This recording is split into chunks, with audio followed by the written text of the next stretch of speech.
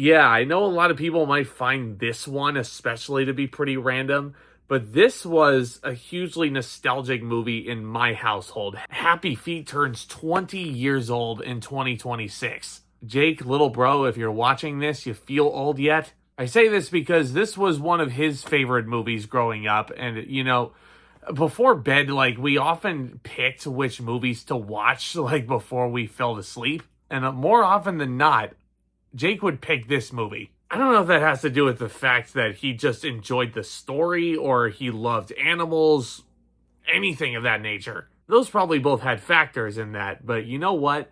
This was, it's still a fun movie to go back and watch.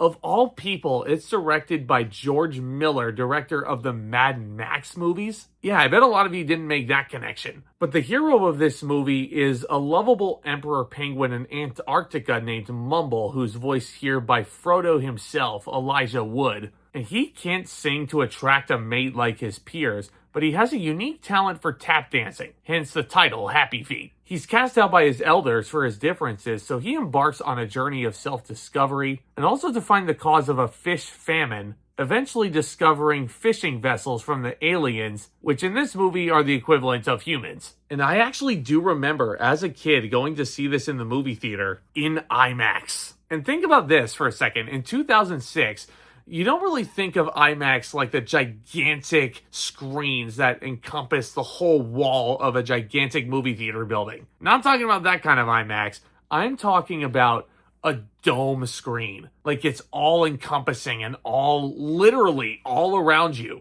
And this was probably the only time that my grandparents took us to actually see a movie at this IMAX dome because their necks were killing them for the next week. And you know what? In hindsight, I'm glad that we did not go to the IMAX theater more than this one because, yeah, I feel like my neck would have been hurting me too. But this was a perfect movie to watch on that dome because of the visuals that you get. And the animation still in this movie is breathtaking. George Miller and how he directs this movie, like the Mad Max movies, I feel like I've said it in the past, but this man makes it look easy. And I think a big praise that I can give this movie isn't necessarily the story, because there's a lot of topsy-turvy things happening in this script and a lot of reversals that kind of like it's such a weird concept. But the animation, like I said, is breathtaking. The scope of this movie, look at this thing. It is huge. And in 2006, with the CG animation, like, still kind of finding its form.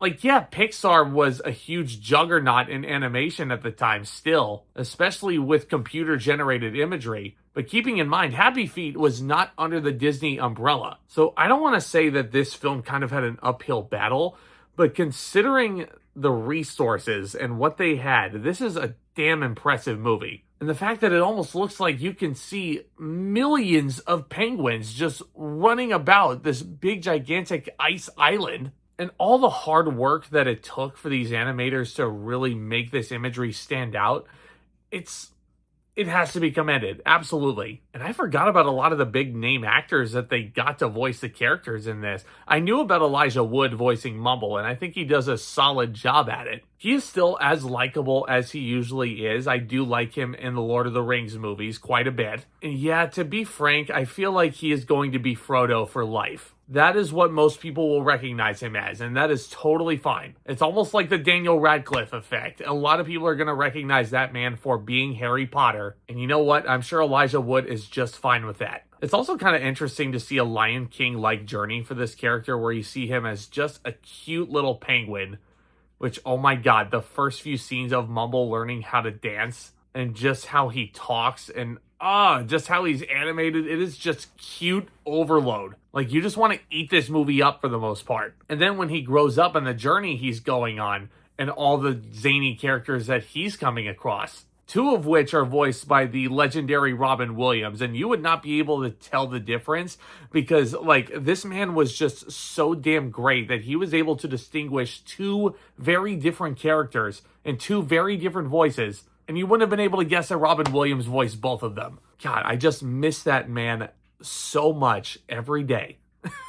He was awesome. But I mean, up and down, it's very stacked in terms of the talent. Hugo Weaving is in this movie. Nicole Kidman plays the mother. You had the late Steve Irwin in what I can only guess was his final film appearance. Yes, the Crocodile Hunter was in this movie. That might have also been a big reason why Jake really liked this, because I think he did enjoy Animal Planet, and Crocodile Hunter was one of, if not the biggest hit on Animal Planet, which was a frequent channel for my brother. And you know, the fact that Mumble is coming from this Emperor Penguin clan that has to sing to find their mate. His father is voiced by none other than Hugh Jackman, who is a well-documented, beautiful tenor voice. Yeah, Hugh Jackman as Memphis is perfect casting. And this was right at peak of when he was doing nothing but Wolverine on film. And man, I totally forgot that that was Hugh Jackman until I rewatched it, and I was like,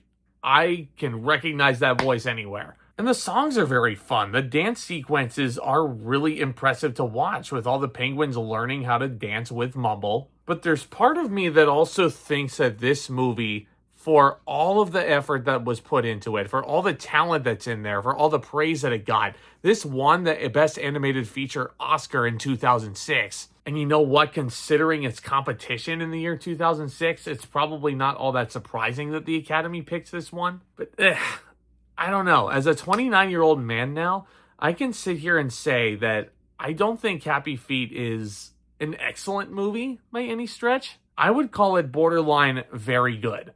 I think the best compliment that I can give this movie is it's cute. It's a very cute family movie with some fun songs, some beautiful animation. But man, this story just goes in so many different directions for me that I kind of find it to be a little bit unfocused for my liking. Because on one hand, the movie is mainly about Mumble coming to grips with his family ties and how he can't sing a note to save his own ass. So he uses other means to do so with his mad dancing skills. I kind of wish the movie was just about that and that journey, and him basically convincing his entire family that, hey, it's okay to be a little bit different. And that's a phenomenal message for kids, and the movie still gets that across. But man, you had to have this goofy human stuff come into the mix. It's almost like the thing that holds Wall-E back for me. Why do you need all these humans bogging down the third act? Why does Mumble need to be in a zoo? Why does he need to,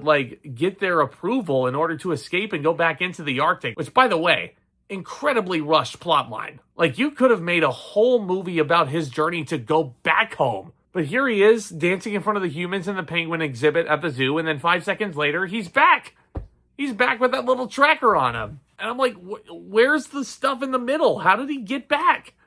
So yeah, plot holes aside, I mean, and as unfocused as the movie might be for me, I still think this movie is very good. And I can see why a lot of people consider this to be a childhood favorite. I can certainly see why my brother loves this movie. I personally never did as much. I liked it, definitely. And I think there's a lot of cool things about it. There's a lot of things that I really enjoy. I just don't necessarily think it holds a candle with some of the other Best Animated Feature winners at the Oscars. Damn, the motion capture and the choreography of the dancing, that just can't be ignored, how awesome that stuff looks. And how you have Savion Glover coming in to be a choreographer on this thing. One of the more influential choreographers in Broadway history. Yeah, this movie has too many awesome things going for it that are undeniable. And it's certainly easy to see why people show this to their kids. And it's certainly easy to see why this movie will probably still hold up for the next 20 years and the next 20 years after that. This is certainly one that'll make you want to do a happy dance afterwards. I'm going to give Happy Feet a B+.